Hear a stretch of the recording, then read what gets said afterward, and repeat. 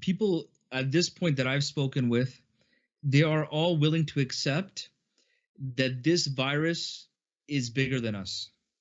You know what I mean? It's bigger than you. It's bigger than me. It's bigger than nations. So, when you speak to people about this, when you bring it in that like line of logic and thinking, everyone's readily willing to accept that. Yeah, you're right. This virus is bigger than all of us. It's bigger than all of us.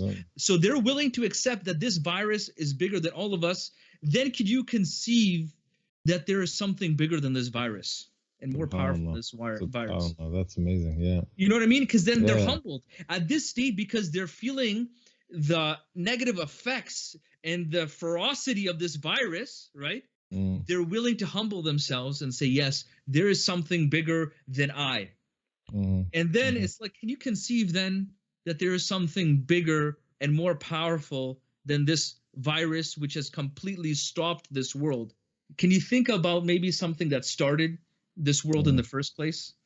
Sometimes I feel like you can use that as a gateway to get people to think about the bigger picture, My sister was talking to me, and she says that there's one ayah that keeps on coming to my mind.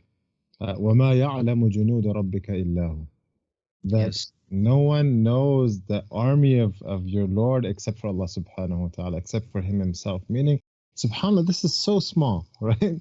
We think about, there's so many different examples through the stories of the prophets, through the story of Rasulullah sallallahu alaihi wasallam, the seerah, through where there's so many different ways, right? In the time of the ababil and the elephants, right? Here, like there's so many different things. Allah subhanahu wa ta'ala just has to will for something to happen, and he can use any one of his army for this to happen. So I think speaking to that, and your point that everybody's thinking about this everybody has understood this to be bigger than all of us, right?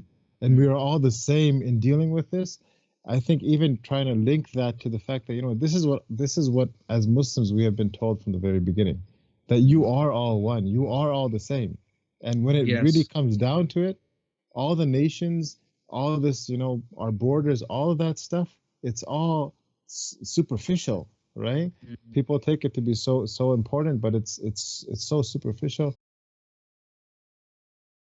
Do I feel that the New York police are providing enough protection, or do I have to have protection of my own? I look for protection from Allah.